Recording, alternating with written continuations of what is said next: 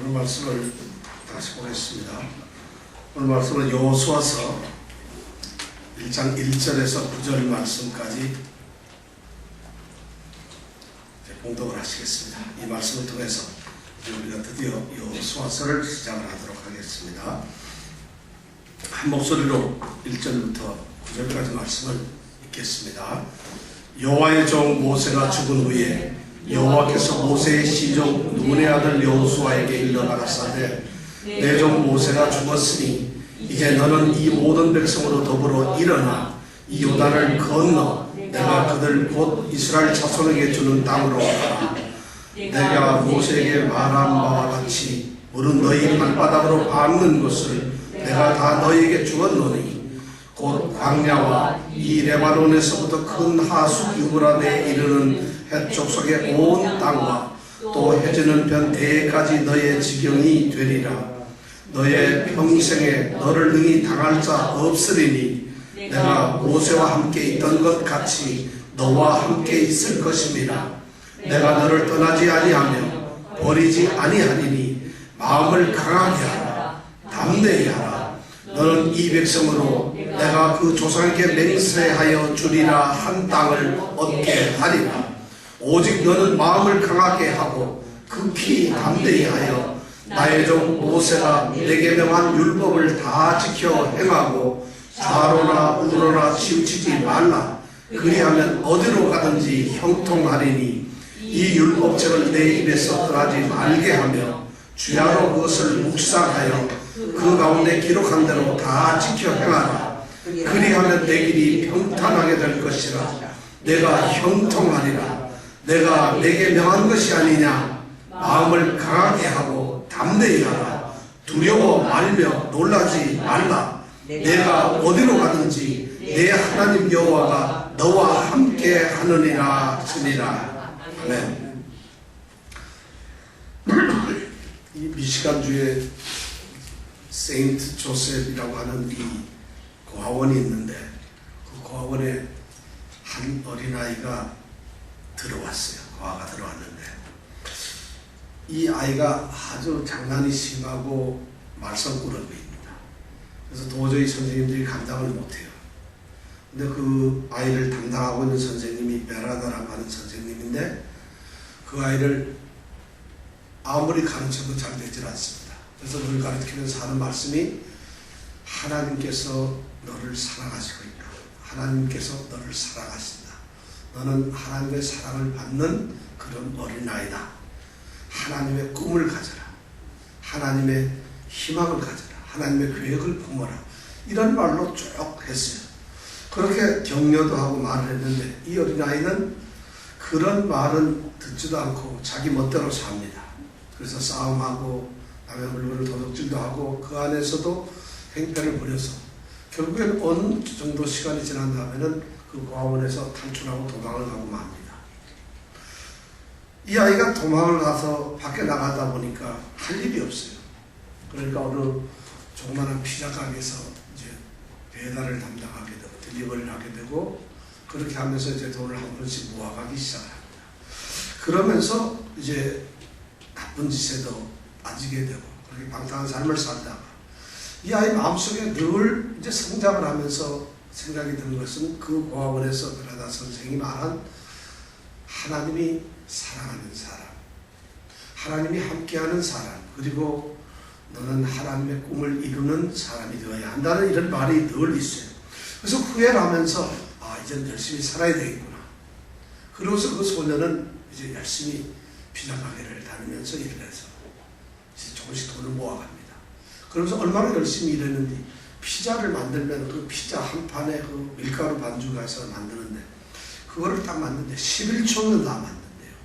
그러니까 11초 동안에 그 피자 판 하나를 딱 만들 정도로 아주 피자에서 아주 탁월한 그런 기술을 가졌어요. 그래서 20대 젊은 나이가 되고 조금씩 나이가 들어가면서 드디어 조그마한 피자 가게를 하나 차립니다. 그리고 그 가게가 자꾸 커갑니다. 그 가게가 오늘날 뭔지 아세요?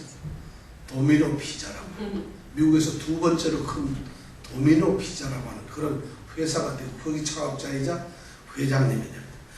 이 사람이 바로 토마스 모나한이라고 하는 사람이에요. 근데 지금은 그 사람이 피자 가게만 하는 게 아니라, 그런 도미노 피자 회사만 하는 것이 아니라, 요새 한참 이 야구하죠. 우리 저기 보스턴하고 어디죠? 저기 세인트루이스하고 이 월시리즈를 하는데, 월드시리즈를 하는데, 디트로이트 이 팀의 구단주가 바로 이 토마스입니다. 이 사람이 야구 구단을 인수해가지고 이 디트로이트 구단을 인수해서 거기에 또한 구단주로 있는데, 어린 소년들에게, 어린 아이들에게 꿈을 심어주기 위해서 이 디트로이트 구단을 자기가 인수하고 그 구단의 구단주로 지금 일을 하고 있어요. 그 소년이 가졌던 것은, 늘 머릿속에 있었던 건, 하나님께서 너와 함께하는 하신다. 하나님이 너와 함께 하시는 분이다. 너는 하나님이 사랑을 쏟는 그런 사람이라는 것 하나고, 그 다음에 하나님이 원하시는 꿈을 너희 속에서, 내 속에서 이루어라.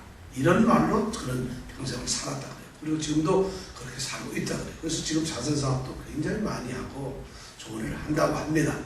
근데 뭐 확인 안 했으면 모르겠습니다. 그렇게 한다는데, 오늘 말씀을 우리가 이렇게 생각하면서 여호수아서는 이제 드디어 여호수아란 한 인물을 통해서 하나님께서 하나님의 계획과 일을 이루시는 그런 사건에 우리가 이제 드디어 맞닥뜨리게 됩니다.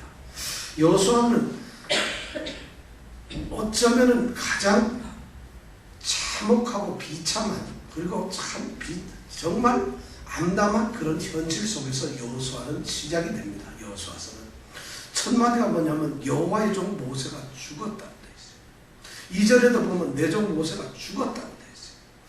죽음으로부터, 이 모세라는 사람은 하나님께서 부르신 하나님의 종으로서 40년간은 광야에서 이스라엘 백성을 이끌어왔고, 그들에게 모든 일을 하나님의 중보자로서 일을 했던 사람이에요. 그 지도자가 죽었어요. 그것도 자기네들이 이제 막 건너가야 할 가나안 땅, 그 요단강 앞에서 죽었어요. 우리가 모세의 죽음에 대해서는 지난주에 생각을 했습니다. 그렇게 하니까 이제 참혹하게 아무것도 할 수가 없는, 어쩌면 40년 동안 헤매면서 이스라엘 백성들이 무엇을 해야 좋을지 모르는 이런 상황이 되었을 때, 하나님께서 드디어 여호수아라는 한 종을 세우게 된다는 것이죠. 오늘 2절 말씀에 보니까 내 종 모세가 죽었으니 이제 너는 이 모든 백성으로 더불어 일어나 이 요단을 건너, 이런 말씀이 나옵니다. 이 말씀을 이렇게 보면은 별로 실감이 안 납니다. 그런데 히브리어로 된 이 원어 성경을 읽어보면은 모쉐 아브디 메트 이렇게 나갑니다. 내 종, 나의 종 모세가 죽었다. 그 다음에 웨아타, 그리고 나오는 말이 쿰 아보르, 이런 말입니다. 쿰 아보르, 이 말이 나오는데 이거 뭐냐면 내의 종 모세가 죽었다. 그러므로 이제 쿰 아보르, 쿰이란 너는 일어나라. 그 다음에 아보르는 너는 건너가라. 이렇게 딱 명령을 합니다. 지금 모든 이스라엘 백성들이 지금 슬픔의 30일 동안 모세의 죽음을 애곡하고, 어쩌면 어떻게 해야 될지 아무것도 모르는 상황 속에서 하나님께서 여호수아를 찾아오시고 그 여호수아에게 말하기를 쿰 아보르, 너는 일어나라, 너는 건너가라, 이 말씀을 하고 있어요. 근데 우리 2절에 보니까 내 종 모세가 죽었으니 이제 너는 이 모든 백성 더불어, 그 다음 뭐라 해야 되겠죠?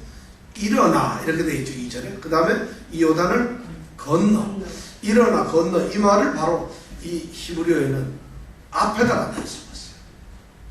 내 종 모세가 죽었다. 그러므로 이제 너는 일어나라, 너는 건너라, 이렇게 말하고 있어요. 하나님께서는 그 두 마디를 통해서 너는 일어나라 하면서 여호수아라고 하는 새로운 종을 세우시고, 너는 건너가라 하면서 그 말씀을 통해서 여호수아라는 새로운 종을 통해서 하나님의 위대한 사명을 던져주고 있습니다. 무엇을 해야 되는가를 말씀하고 있어요. 여호수아는 이제 새로운 종으로 하나님께 세움을 받습니다.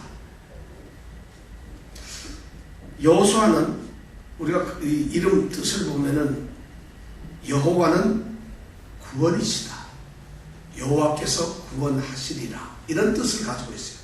근데 여호수아의 본래 이름은 뭐냐면 호세아라고 합니다. 호세아라는 말은 뭐죠? 구원이라는 말이에요. 모세라고 하는 말이 건져냈다는 말이죠. 근데 호세아는 구원을 한다는 것이 조금 의미가 진전이 되었는데, 그 호세아라는 이름을 모세가 여호수아라고 이름을 바꾸어줍니다. 민수기에서. 그래서 여호수아는 이제 여호와께서 구원하시다 이런 말인데, 그 여호수아라는 말이 이스라엘 후대에 가면 예수아라고 하는 이름으로 바뀌고, 신약시대에 와서는 뭐로 바뀐다고요? 예수가 됩니다. 예수. 예수는 뭐예요? 예수라는 말은 저가 자기 백성을 죄에서 구원하실 자라는 이런 의미예요. 그러니까 여호수아라는 이름이 그렇게 바뀌는 거예요. 바로 이 여호수아는 우리가 성경적으로 보면은, 신학적으로 보면 우리 예수님의 모형이다 이런 말씀을 우리가 쓰는데, 바로 이렇게 여호수아라고 하는 한 종을 하나님께서는 이제 선택을 해서 글을 씁니다. 1절에 보면은, 오늘 1절에 보면 여호와의 종 모세죠. 그런데 그 다음 조금 더 읽다 보면 그 다음에 여호수아에게는 뭐라고 되어 있죠? 여호와의 종 여호수아가 아니고 모세의 시종 여호수아가 돼요. 모세는 여호와의 종이라고 해요. 여호와의 종. 여호와의 종은 예호와 에베드 이런 말로 해가지고 하나님을 섬기는 하나님의 종이란 말이에요. 모세는 여호와의 종인데, 근데 여호수아에게는 종이란 말, 여호와의 종이란 말을 쓰지 않고 메샤레트 이런 단어를 써가지고, 메샤레트라는 말은 뭐냐면 사람을 돌보는, 우리 군대 용어로 말하는 부관, 사람을 돕는 사람이에요. 그러니까 모세는 하나님의 종이 죽고 나서 하나님께서는 모세라고 하는 사람을 돕던 여호수아를 선택했다는 것이죠. 그래서 그 여호수아를 통해서 이제 하나님의 위대한 계획을 이렇게 갑니다. 놀랍게도 여호수아는 모세의 시종 눈의 아들 여호수아라고 하는 신분으로 하나님의 부르심을 받았지만은, 여호수아서 전체를 쭉 이렇게 가다 보면 여호수아서 마지막 24장 29절에 가면은 드디어 여호수아를 하나님께서는 여호와의 종 여호수아라고 하는 이름으로 드디어 호칭을 달리한다는 것이죠. 이제 사람의 종으로서 살아가는, 모세를 돕던 사람이 드디어 하나님을 돕는 하나님의 종으로서 그의 신분이나 삶이 달라진다는 것이죠. 그러면서 이 여호수아는 이렇게 새로운 신분을, 새로운 어떤 위치를 갖게 되는, 이런 지도자의 어떤 길을 가게 되는데, 하나님께서는 놀랍게도 여호수아를 훈련을 시키셨어요. 성경에 보면 많은 인물들이 하나님께서 일방적으로 선택을 하셔서, 하나님이 주권적으로 선택하셔서 그 사람을 사용하는데, 여호수아 같은 경우에 보면은 하나님이 아주 철저하게 훈련을 시킵니다. 물론 모세를 통해서 훈련시키는데, 제일 첫 번째 사건이 출애굽기 17장에 보면은 이스라엘 백성들이 애굽 땅에서 나온 지 채 2달 안 돼가지고 그들이 겪는 게 뭐냐면 르비딤의 전투가 있어요. 우리가 잘 아는 요한니시 전투죠. 거기에서 여호수아는 아말렉과 싸웁니다. 모세와 아론과 훌은 산 정상에 올라가 있고 여호수아가 전쟁을 합니다. 여호수아는 이미 출애굽 시작서부터 40년간 훈련을 받기 시작하는 거예요. 첫 번째가 르비딤 전투에서 전투를 배웁니다. 그 다음에 그런 일이 있고 나서 그 다음에 얼마 지나지 않아서 그들이 시내산에 당도해가지고, 모세가 하나님의 부르심을 받고 시내산 안으로 들어가서 율법을 받을 때 그때 따라갔던 사람이 바로 여호수아예요.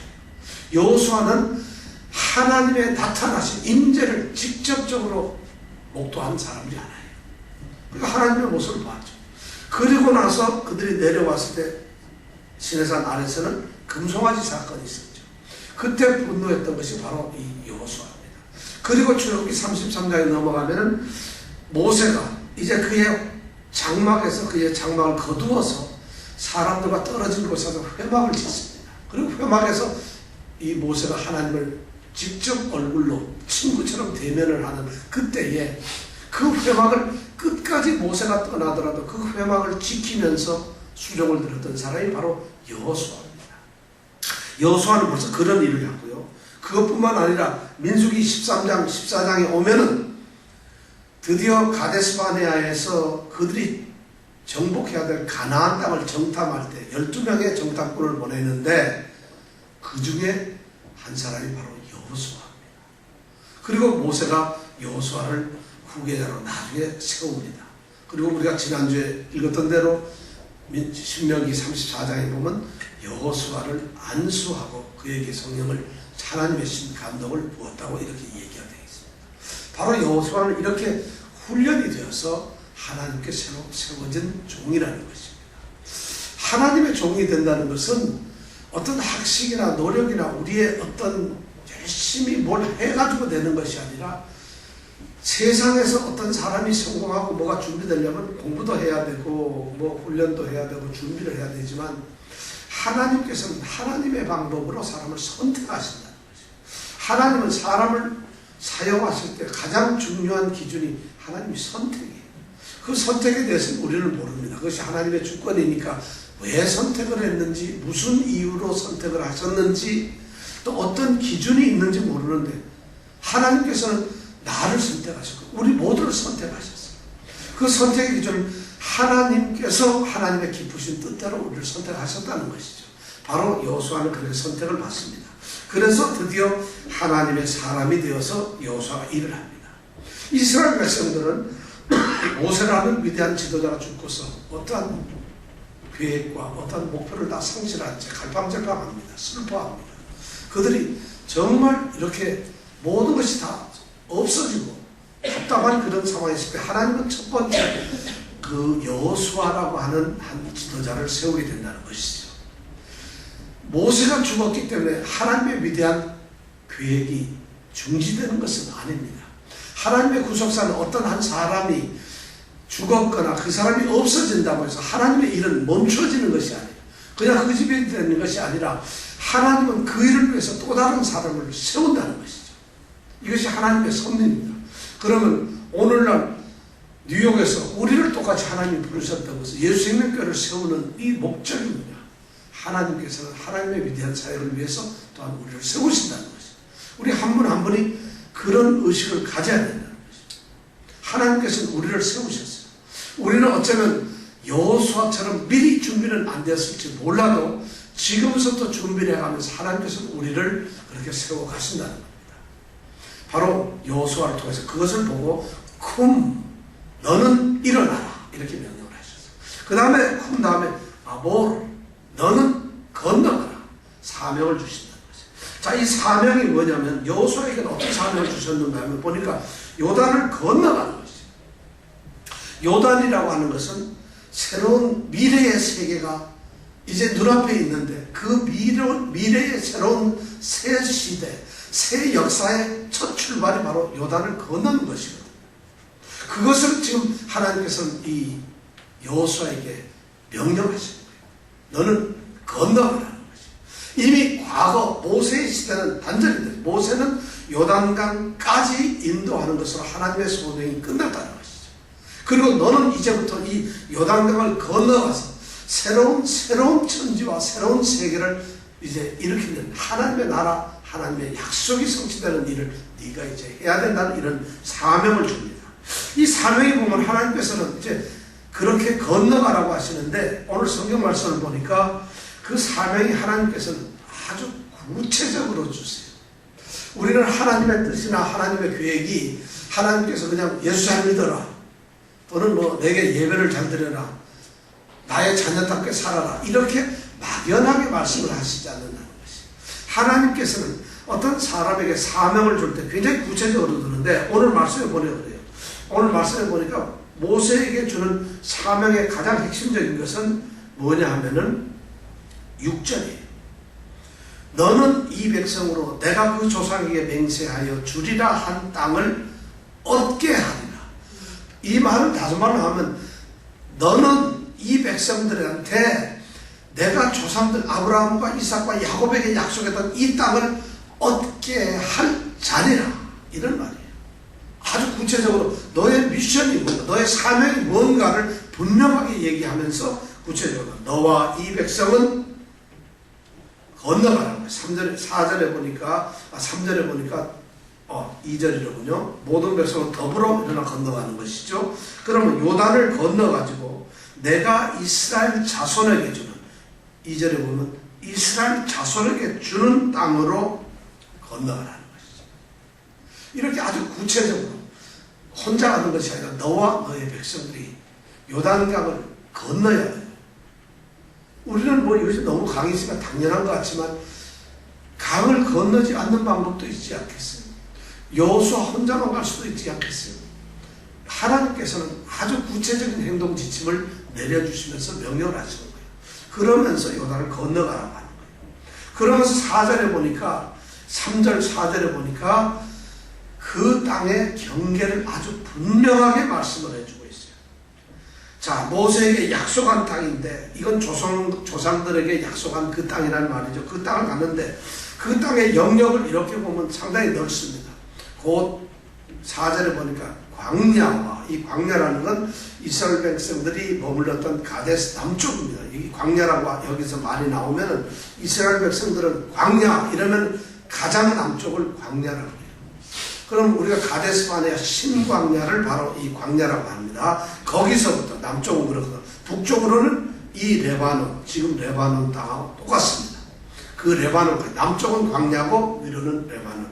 그 다음에 또 큰 하수 유브라데에서 이런 해쪽 속에 온 땅, 이거는 동쪽 경계, 유프라테스 강이 흐르는 거기까지.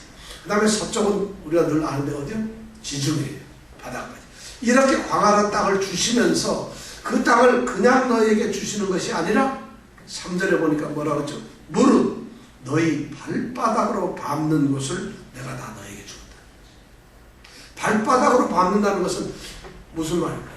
그냥 밟기만 하면 되는 게 아니라 정복을 하는 것이다. 애를 쓰고 정복하는 땅이다. 그럼 그 영역을 정해놓으시고 하나님께서 그 땅을 전부 정복하기를 원하셨어요. 정복하면 주는데 안타깝게도 이스라엘 백성이 나중에 보면은 여호수아가 그 땅을 다 점령을 못해요. 밟지는 못해요. 그리고 나중에 다윗 시대에 가서 좀 비슷하게 점령을 했어요. 근데 점령을 그 땅을 결국 못하더라고요. 근데 하나님께서는 그렇게 명령을 주십니다. 밟는 땅을 줍니다. 그러면서 이것이 예배되는 것이 결국 우리까지 와서 예수님의 모습을 만약 여호수아가 예배를 한다면은 그걸 우리가 전제했을 때 오늘 우리에게 구원이 바로 그렇다는 것이죠. 우리에게 구원을 약속하시는데 우리는 구원을 쟁취해야 되는데 구원을 조금 아는 사람들밖에 그럴 수도 있잖아요. 그래서 이 말씀을 주님 우리에게 주는 그 의미가 상당히 있습니다. 그래서 우리가 구원을 이루어가고 구원을 완성해 가야 되고 주님이 주시는 영원한 그 땅 주님의 약속은 우리에게 충만하게 지금 다 주어졌다는 이런 말씀을 하고 있습니다. 그러면서 오늘 이 말씀에 보니까 또 의미 있는 것이 2절에 보면은 이 약속의 땅은 곧 이스라엘 자손에게 주는 땅이라고 되어 있어요. 지금 주고 있는, 주려고 하는 미래의 얘기입니다. 주려고 하는 땅이래. 주는 땅인데 그 다음에 3절에 가보면 바로 그 땅이 어떻게 다 너희에게 주었다. 과거가 돼버려요. 자, 똑같은 땅인데 이미 이 가나안 땅은 하나님께서 주는 땅이에요. 이스라엘 백성들에게. 그런데 4절에 가니까 그 주는 땅을 이미 주었다는 것이에요. 똑같은 땅을 놓고 앞으로 줘야 될 땅이라고 그러시고 나서는 이미 주었다 이렇게 표현을 쓰고 계신다는 것이죠. 왜 이랬을까? 여기는 아주 깊은 뜻이 있습니다. 하나님께서는 주시겠다고 한 땅을 이미 주었다는 과거로 썼을 때는 하나님의 이 약속에 신실하죠. 하나님은 반드시 이루신다는 것이에요. 이미 미래지만은 그것이 우리에게 주어졌다는 거예요. 이것이 하나님이 하시는 약속의 신실성. 우리 믿는 사람들은 바로 하나님에 대한 그런 약속의 신실성을 가지고 있어요. 그리고 이건 약속의 신실성뿐만 아니라 또 하나 중요한 것은 뭐냐면 그것을 주었다고 이루었을 때에는 우리의 무슨 사명이나 역할이 있다. 우리의 책임감이 있다는 거죠.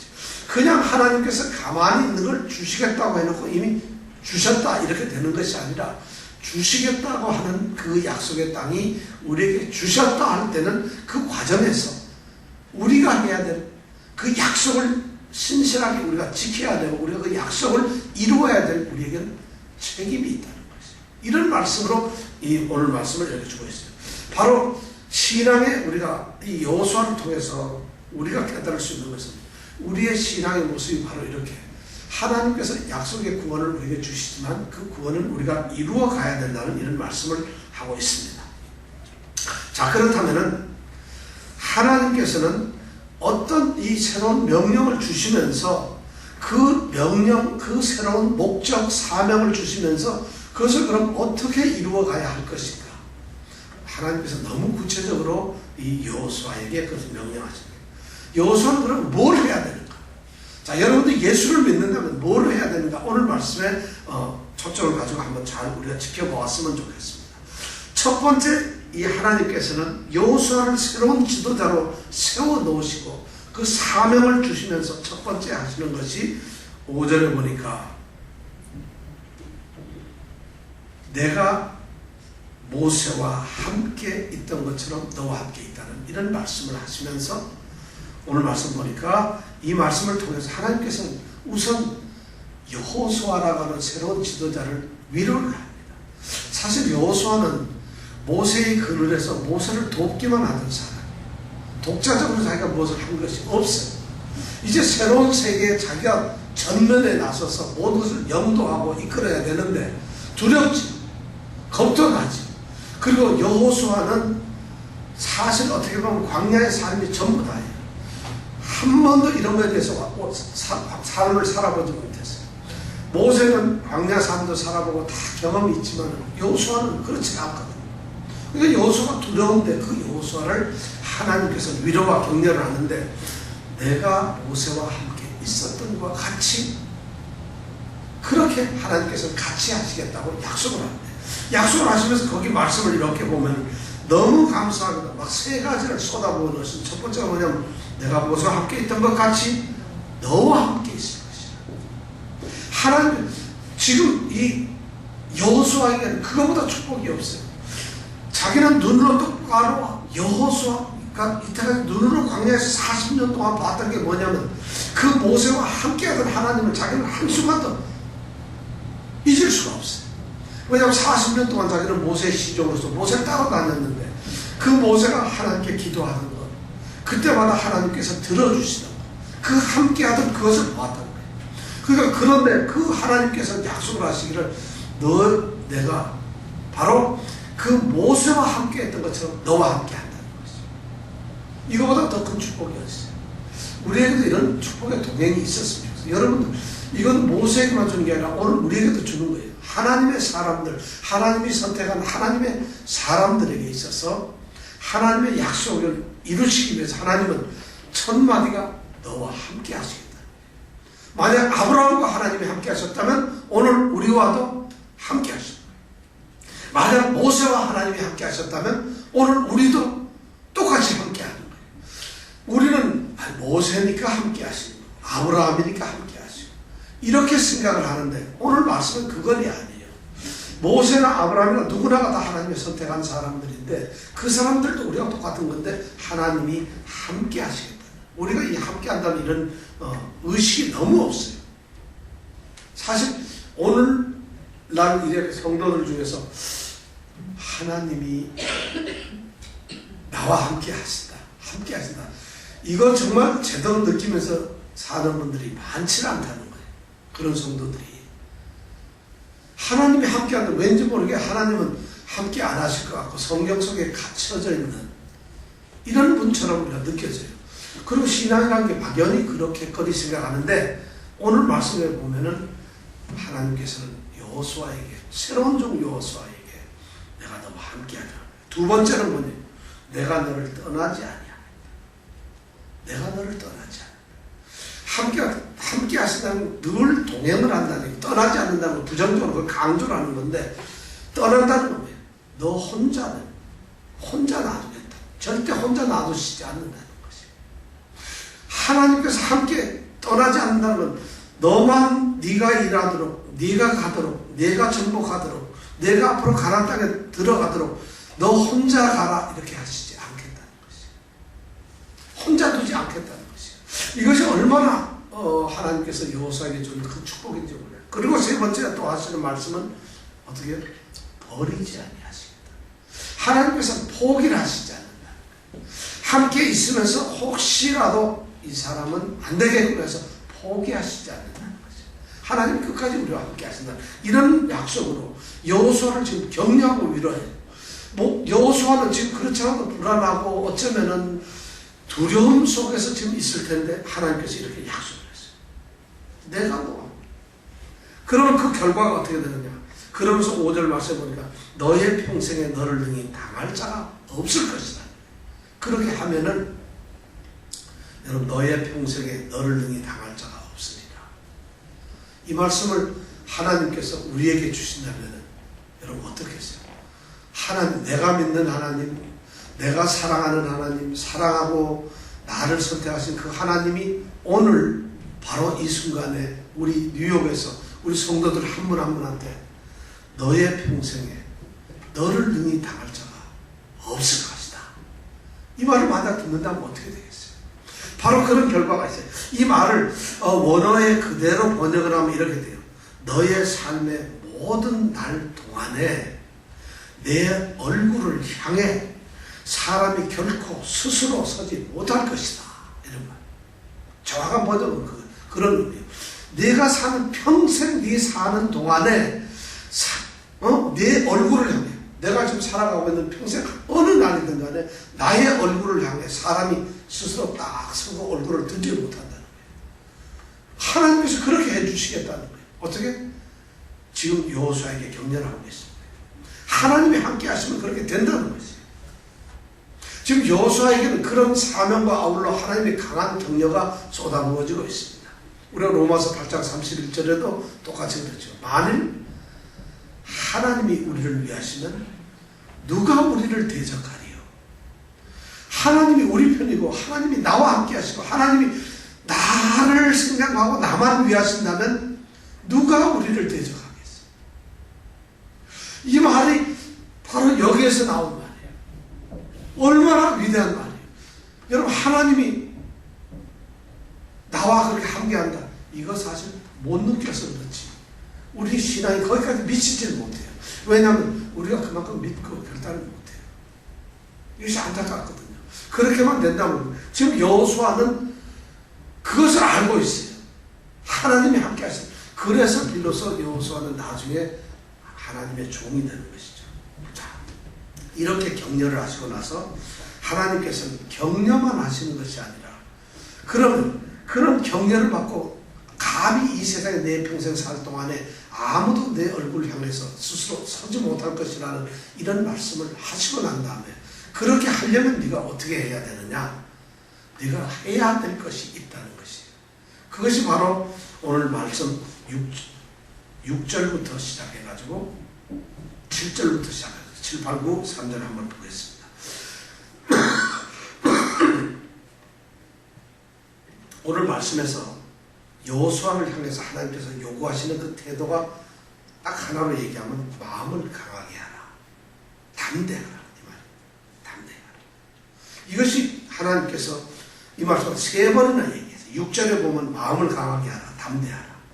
그 다음에 또 7절에 가면 오직 너는 마음을 강하게 하고 극히 담대히 하라. 9절에 가면 또 그러죠. 내가 내게 명한 것이 아니야. 마음을 강하게 하고 담대히 하라. 강하게 하고 담대히 하라. 이 말씀을 계속해요. 우리는 강하게 하라, 담대하라 이러니까 막연하게 용기를 가져야 되겠구나. 뭐 힘을 가져야 되겠구나. 이런 말씀으로 생각하는데 이 말씀은 그런 의미가 전혀 아닙니다. 사실은 강하다는 얘기는 뭐냐면 강하다. 이 말은 우리 손에 힘이 있어야 된다는 거죠. 그 원래 말뜻은 손에 힘이 있게 하라.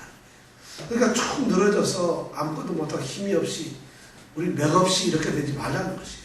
담대히 하라는 건 뭐냐면 요새를 구축하고 뭔가 예비하고 준비하듯이 이렇게 되어라는 거예요. 그러니까 힘도 있어야 되고 예비도 해야 되고 이것이 바로 강하고 담대하라는 말씀. 성경에 보면 강하다, 담대하라 이런 말씀이 한 300번 정도 나옵니다. 그만큼 중요한 말이에요. 우리 믿는 자들에게 하나님께서 하나님의 사람으로 선택했을 때 구약서부터 끝까지 내려오는 게 우리 주님께서도 제자들을 파송하시고 할 때도 하신 말씀이 두려워하라. 이런 말씀이 전부 그거예요. 강하고 담대하라는 것은 믿는 자들에게 가장 필요한 그런 것이에요. 왜 강하고 담대해야 되냐면 아주 중요한 목적이 뭐냐면 내 조상에게 약속한 그 땅을 얻게 해야 될 자가 바로 너기 때문에 그렇다. 강하고 담대하라는 건데. 그래서 그 땅을 얻게 하기 위해서 우리가 얻기 위해서 땅을 취득하기 위해서 그 땅을 정복하고 그것을 획득하기 위해서 강하고 담대해야 되는데 하나님께서 드디어 그렇게 이제 미션을 주셨죠. 위로했죠. 다 위로도 하고 이제 이렇게 미션을 주시는데 놀랍게도 무엇을 위해서 어떤 일을 하는 것에 강하고 담대해야 하느냐. 이 말씀을 하나님께서 하고 있어요. 물론 땅을 정복하고 차지하는 것이지만 실제로는 하나님께서 원하시는 것은 그것에 담대하라, 그것에 강하라고 말씀을 하시질 않아요.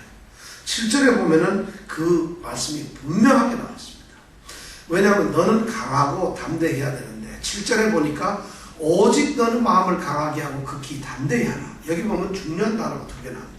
오직, 극히.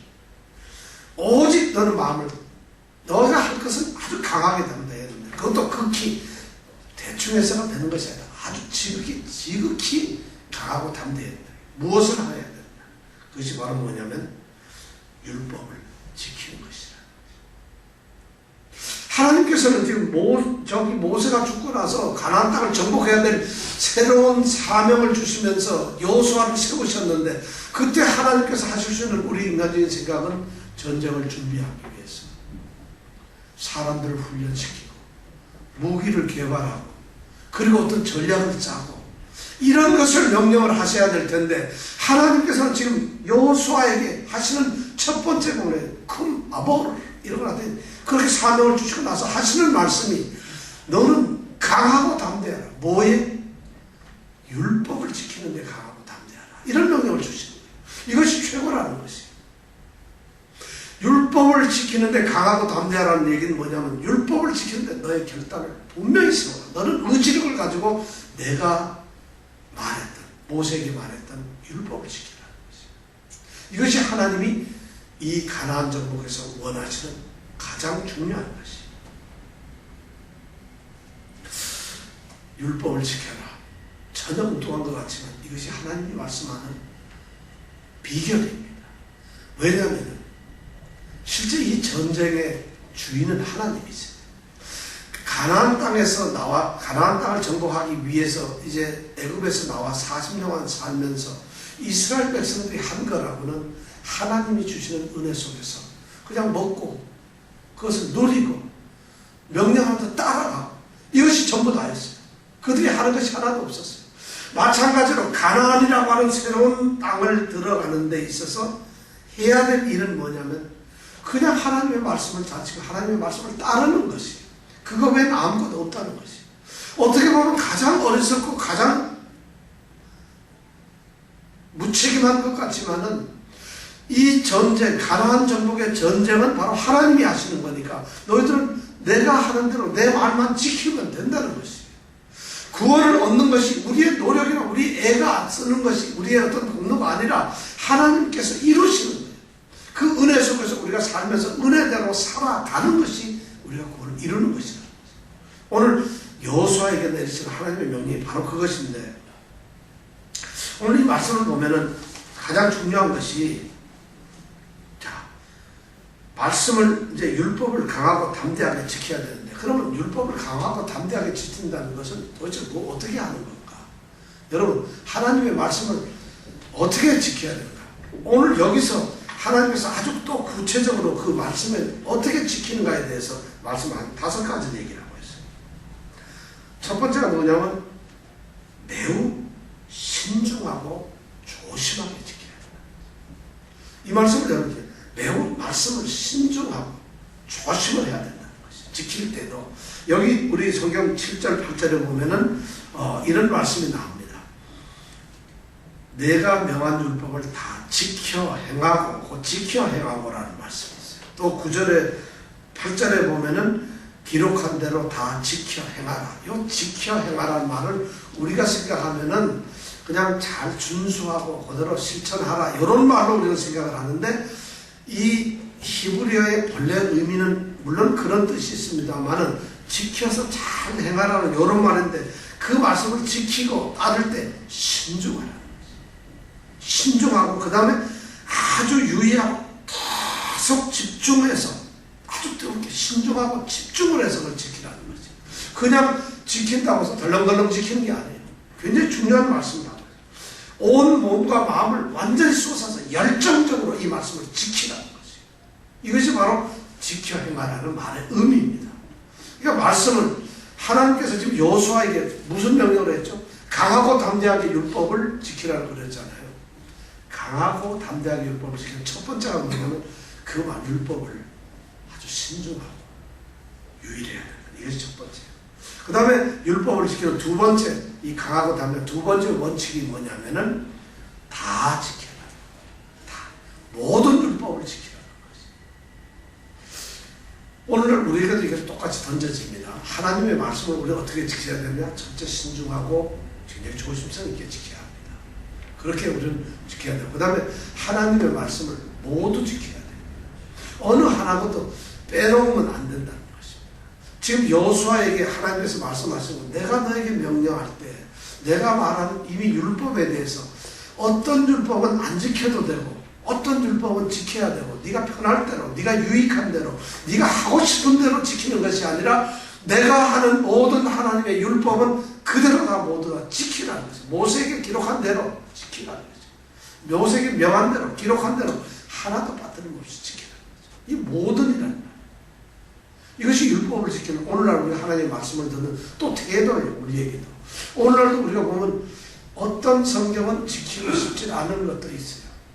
어떤 것은 우리가 좀 이렇게 소홀히 하는 것들인데 그것이 아니에요. 절대 다 지키라는 거죠. 그 다음에 세 번째 또 지켜야 되는 것은 보니까 다 지켜 행하라 이렇게 되어 있고요. 그 다음에 좌로나 우로나 치우치지 말라. 7절에 보니까 그랬죠. 좌로나 우로나 치우치지 말라. 다시 말씀드리면 어떤 율법의 기준에서 절대 벗어나지 말라. 치우치지 말라는 것은 치우치지 말라는 건 돌아서다, 포기를 한다 이런 말이에요. 어디 길에서 이탈하는 것을 치우친다 이렇게 여기서 우리는 치우친다 이렇게 번역을 했는데 원래 의미는 돌아선다는 것이에요. 그 떠난다는 것이에요. 그러니까 하나님의 말씀 그 기준에서 절대 정도에서 이탈하지 말라는 거예요.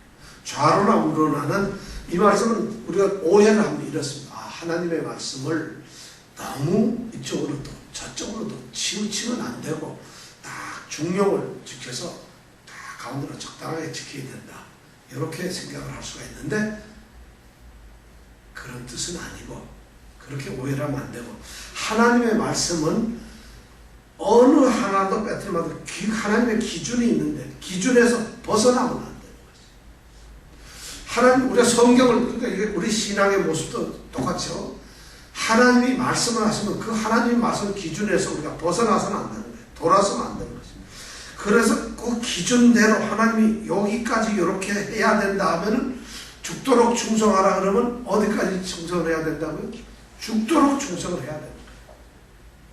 이렇게 말씀하신 것이 바로 오늘 말한 이 좌로나 우로나 치우치지 말라는 것이죠. 우리는 이것을 좌로나 우로나 잘 치우쳐요. 근데 그렇게 하지 말라는 것이죠. 그 다음에 네 번째로 또 이 강하고 담대하게 율법을 지키는 그 원리가 뭐냐면은 네 번째 보니까 8절에 보면은 내 입에서 떠나지 말게 하라.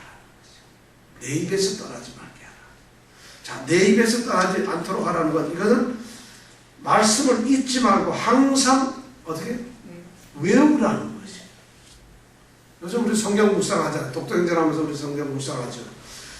이미 여호수아를 통해서 하나님께서는 가나안 정복이라는 구원의 길을 앞두고 나서 명령하셨던 게 내 입에서 율법처럼 떠나지 않게 하라는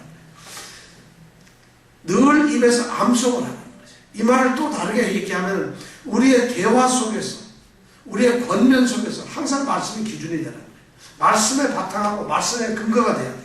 그러면서 말씀을 의식하면서 우리가 살고 의식하면서 말을 하라는 것이에요. 그리고 그 말씀을 전하라는 것이에요. 말씀을 내 입에서 떠나지 않게 하고. 이것이 하나님이 지금 여호수아에게 전쟁 명령 대신에 내리는 전쟁 명령보다 더 훌륭한 명령을 더 좋은 명령을 하나님이 내리신 건데 바로 입에서 떠나지 말게. 마지막 다섯 번째로 하는 게 주야로 그것을 묵상하라. 주야로. 자, 묵상이란 말은 그냥 생각을 하는 것이 아니에요. 단순하게 생각하고 하나님의 말씀이 이런 뜻이로구나.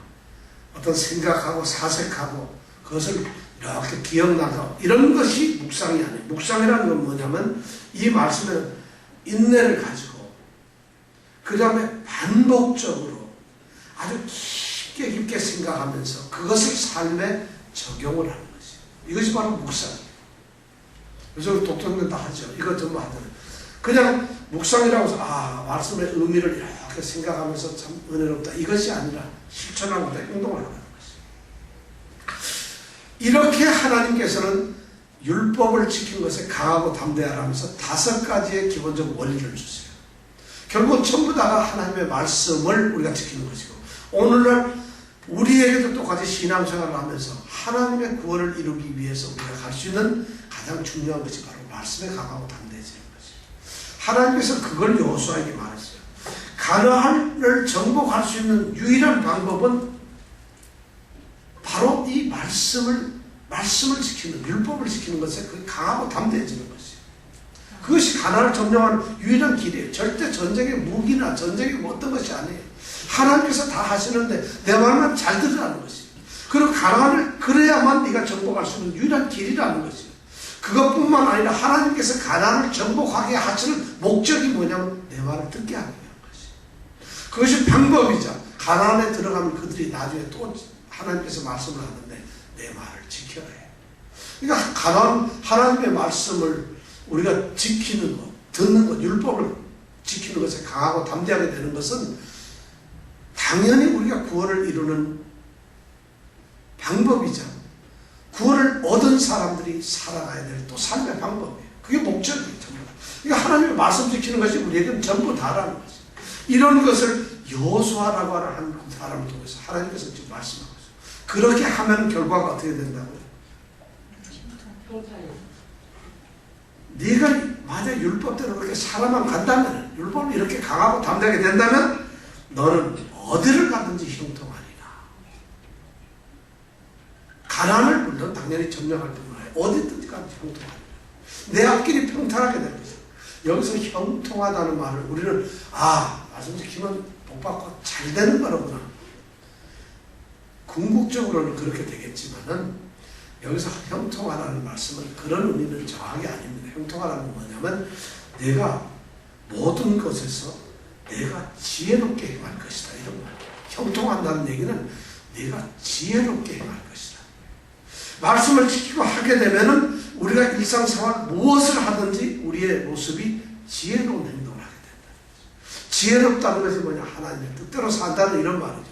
그렇게 될 때에 뭐가 이루어진다? 형통이라는 말이에요. 모든 것이 성공되고 잘 된다는 이런 말씀이에요.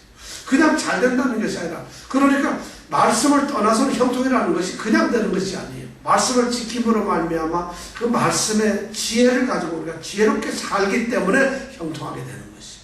근데 그 과정이 우리는 말씀을 지키면 형통하다니까 그냥 형통을 먼저 말하는데 먼저 지혜로워져야 돼요. 지혜로워지려면 말씀을 강하고 담대하게 지키고 해야 된다는 것이에요. 이것이 여호수아를 세운 새로운 종을 세우시고 하나님께서 말씀하시는 명령입니다. 우리는 여호수아를 처음 시작하면서 가나안이라고 하는 땅을 점령하는 이런 일에 있어서 하나님의 위대한 언약을 완성함에 있어서 새로운 종을 세우고 그 종에게 명령하신 하나님의 말씀, 하나님의 음성을 들어봅니다. 그것이 뭐냐면 한마디로 얘기하면 율법을 지키는데 강하고 담대하라는 것입니다. 놀랍게도 가나안 7족속이 지금 우글거리고 한 번도 가보지 못했다. 그 땅은 안악자손이 있고 귀골이 장대한 사람. 문명도 이 유목민인 히브리 민족보다도 훨씬 강대한 거죠. 그리고 더 발달된 사람. 그들을 향해서 싸울 때 하나님께서 명령하시는 것은 무슨 기도해라 이런 게 아니라 말씀에 강하고 담대하라. 말대로 지키라는 것이에요. 오늘 우리 신앙생활에서 정말 하나님께서 요구하시는 게 뭐냐면 바로 이 말씀이에요. 너는 내 말을 지키는데 강하고 담대하라는 것이에요. 이것이 만약 우리에게 주어진다면 우리 앞에 놓여있는 어떠한 가나안 땅도 어떠한 약속의 땅도 우리는 쟁취할 수가 있습니다. 하나님이 여호수아를 통해서 하시는 오늘 첫 말씀 우리가 기억해 주시기 바랍니다. 아멘. 정말 여호수아에게 중요한, 지금 이 정복 전쟁이 칼과 창의 전쟁이 아니에요. 용맹과 담대함의 전쟁이 아니라 하나님의 말씀의 전쟁이에요. 말씀대로 사느냐 안 사느냐, 그것이 이 바로 정복 전쟁의 승패를 좌우한다는, 그게 유일한 길이라는 것이죠. 그것을 하나님께서 요구하고 있어요. 그것을 하나님께서 바라고 계십니다. 그것만 하면 모든 것이 끝이라는 거예요. 오늘 우리의 신앙생활에서도 바로 이러한 것이 있길 원합니다. 말씀대로 살아서 승리하시기를 바랍니다. 자, 기도하겠습니다.